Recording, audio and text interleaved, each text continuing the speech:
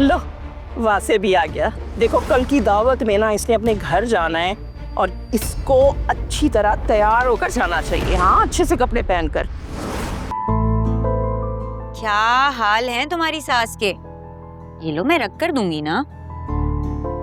कोई नया ड्रामा तो नहीं खड़ा कर दिया? बुरी बात है, वो कोई ड्रामा नहीं था, उनकी वाकई तबीयत खराब हो गई थी। तुम कह रही हो तो मान लेते हैं, वरना अक्सर औकात औरतें अपने बेटों की शादी के बाद ना उनकी अटेंशन गेन करने के लिए हरकतें करती हैं। बस तुम तरह बच के रहना। फिजा, तुम भी ना कोई कॉन्स्पिरेसी थ्योरी निकाल लाती हो, पर ऐसी कोई बात नहीं है।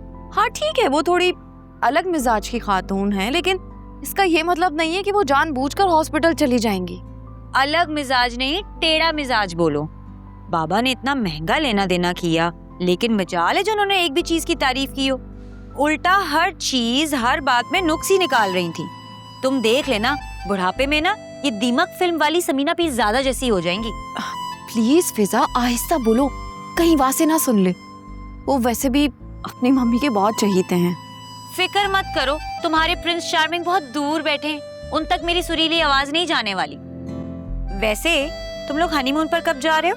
जाना तो वलीमे के नेक्स्ट डे था, लेकिन आंटी की तबीयत की वजह से हमने 2 वीक्स आगे बढ़ा दिया। मैं भी नेक्स्ट मंथ। ये क्या बात हुई? हनीमून पे तो फौरन शादी के बाद जाना चाहिए ना। और ब्लड प्रेशर कोई बीमारी थोड़ी है, तुम लोग तो ऐसे बिहेव करे जैसे उनको कोई मोजी बीमारी हो गई हो। तौबा है, अल्लाह ना करे, कैसी बातें कर रही हो? वासे ने अगर सुन लिया ना, वो भी क्या सोचेंगे तुम्हारे बारे में। मैं क्या तुम्हें पागल लगती हूँ? अरे भाई, मुझे मालूम है यहाँ तुम्हारे मेरे सिवा कोई भी नहीं है, तुम बेफिक्र हो जाओ। जानती हूँ, वैसे नई नई शादी हुई है ना, इसलिए थोड़ा कॉन्शियस रहती हूँ। और सच में मुझे आंटी का मिजाज समझ नहीं आया। कभी कभी अपना मूड इतना अच्छा कर लेती हैं और कभी कभी एकदम से बेजार हो जाती हैं। मुझे तो ये चाइल्डहुड ट्रॉमा लगता है। खैर, आज के लिए तुम्हारी ससुराल की गिबत बहुत हुई, बाकी आइंदा इंशाल्लाह।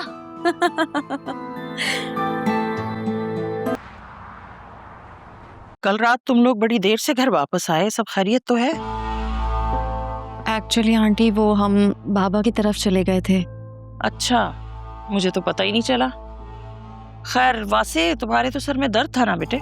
जी मम्मी, वो ठीक हो गया था, इसलिए आलिया को ले गया था। अपने घर वालों को बहुत मिस कर रही थी। मेहमानों से मिलते वक्त तो तुम्हारे सर में दर्द था, उनके जाते ही ठीक हो गया। मम्मी ठीक हो गया था, इसलिए बाहर चला गया था। आंटी, मैंने तो वासे से कहा था कि जाने से पहले आपको इन्फॉर्म कर दें, लेकिन इन्होंने कहा कि शायद आप सो गई होंगी।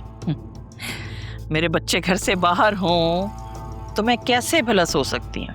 नहीं तो याद है आपको, मैं, भाई और जुनैरा रात को आइसक्रीम खाने गए थे। अरे चाबी हम लोग घर पे भूल गए थे। भाभी 15 मिनट तक हम घंटियां बजाते रहे, उसके बाद इन्होंने दरवाजा खोला और इतनी बातें सुनाई जब इनकी नींदें खराब हुई। याद है तुम्हें?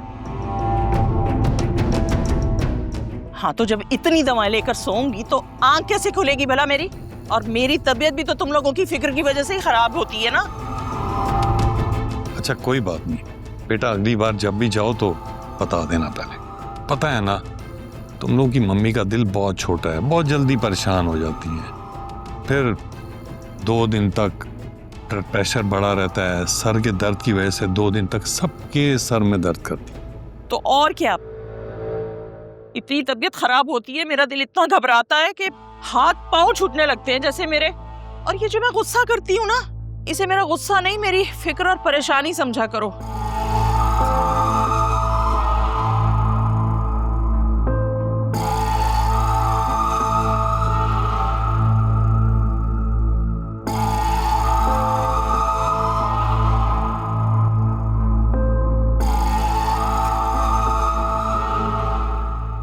इसे कहते हैं कि जब अपना सिक्का खोटा हो ना, तो किसी बाहर वाले को क्या कहे इंसान। मैं तो कहती हूँ इसकी जल्द से जल्द नौकरी कराएं। ये जब तक घर बैठा रहेगा ना, इसी तरह मौका बेमौका, बात बेबात, उल्टा सीधा बीच में बोलता ही रहेगा। जो भी है, अगर तुम्हें बहू को सुनानी ही थी तो वासे के सामने कुछ नहीं करना था। जी नहीं, मैं जानबूझ के दोनों के सामने बात की है ताकि मैं दोनों को रियलाइज करवा सकूं कि इस घर के फैसले वो नहीं कर सकते। ये मेरा घर है, यहाँ सिर्फ मेरी मर्जी चलेगी। और आपको पता है, आपकी वजह से सिर्फ मैं इतना लिहाज कर रही हूँ इस लड़की का, वरना जब से मुझे ये पता चला है ना कि उसका वासी के साथ अफेयर था, तब से यकीन करें मेरा दिल चाहता है मैं खड़े खड़े चुटिया से पकड़ के इस लड़की को बाहर निकाल दूं। बहुत ही चालाक और मक्कार लड़की है, सीधी बनी फिर रही होती है पूरे घर में इस तरह से, मक्कार कहीं की, नीसनी गुन्नी। इतना लिहाज रखा है ना मेरा, थोड़ा बेटे का भी करो। आहिस्ता बोलो, दीवारों के भी कान होते हैं। वैसे ये हनीमून पर कब जा रहे हैं? कभी भी नहीं। क्या मतलब? मतलब ये कि मैं इतने रोड़े अटकाऊंगी, इतने रोड़े अटकाऊंगी। इन्हें क्या लग रहा था मुझे पागल बनाएंगे, मेरी आंखों में धूल झोंकेंगे? अरे आप देखिएगा, मैं इन दोनों को नहीं छोड़ूंगी। वासी को भी जवाब देना पड़ेगा मुझे कि उसने मेरे साथ ऐसा क्यों किया। देख लो, बहू की नफरत के चक्कर में बेटा बदजन ना हो जाए। आप बेफिक्र नहीं, ऐसा भी नहीं है कि अब बहू की नफरत में मैं अपने बेटे से बिगाड़ लूं या वो मुझसे बदजन हो जाए। अब मुझे तो फिक्र है जुनैरा की शादी अब जल्दी से हो जाए। ये एकदम से आपको बैठे बैठे जुनैरा की शादी की टेंशन क्यों हो गई भाई? आप तो कहते थे बेटी को बहुत पढ़ाएंगे। इंसान है, जिंदगी का क्या भरोसा।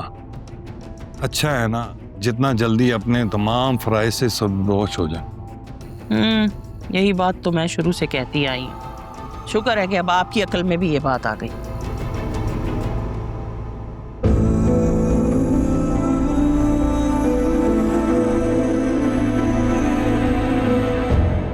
मेहमानों से मिलते वक्त तो तुम्हारे सर में दर्द था, उनके जाते ही ठीक हो गया।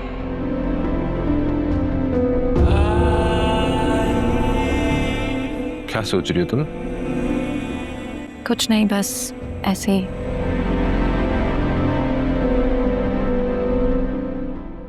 मैं सोच रहा था कि हम नेक्स्ट वीक हनीमून पर चलते हैं। एक्चुअली समर ब्रेक की वजह से नॉर्दर्न एरियाज में काफ़ी रश होगा, तो क्यों ना हम दुबई या बाकू चलें? पासपोर्ट तो वैलिड है ना तुम्हारा? हाँ हाँ बिल्कुल, और बाकू तो बहुत अच्छा ऑप्शन है। 2 साल पहले कॉन्फ्रेंस के लिए गई थी मैं वहाँ। It's like a mini Europe. नहीं, इंशाल्लाह हम भी यूरोप जाएंगे। वहाँ पे रेंट की गाड़ी लेकर पूरा यूरोप बाय रोड देखेंगे। इंशाल्लाह ज़रूर।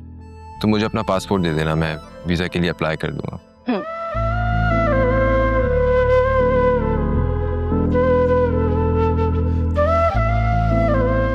मुझे इनसे आंटी के रवैये के बारे में बात करनी चाहिए या फिर शायद अभी नहीं?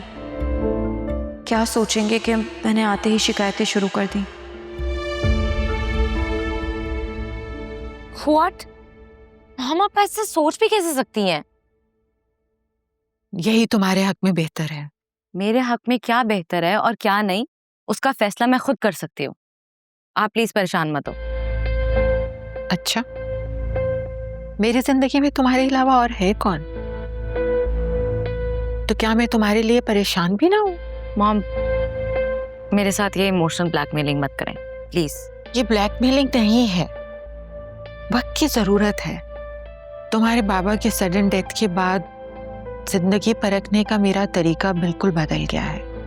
इसीलिए मैंने हमेशा तुम्हें शादी करने का, सेटल होने का मशवरा दिया है।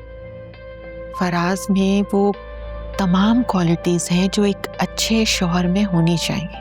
आपने तो कहा था ये क्वालिटीज अरसलान में भी है, तो फिर क्या हुआ? मेरी लाइफ सेटल होने के बजाय बल्कि और डिस्टर्ब हो गई है।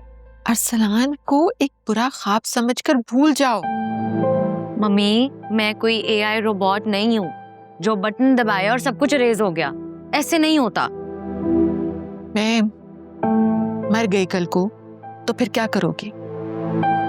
ये जालिम दुनिया अकेली औरत को खा जाती है। दोस्त, रिश्तेदार कोई काम नहीं आते, बहुत मुश्किल हो जाती है। अभी तुम जवान हो, अपनी माँ के साथ रहती हो, इसलिए शायद तुम्हें ये बातें समझ में नहीं आ रही। मॉम प्लीज, ये मरने की बातें करके मुझे मजीद सैड ना करें। मुझे पता है फराज अच्छे हैं, लेकिन पता नहीं, I am confused. Okay, take your time, लेकिन बस वादा करो कि तुम फराज के बारे में सोचोगे जरूर। Okay, I will.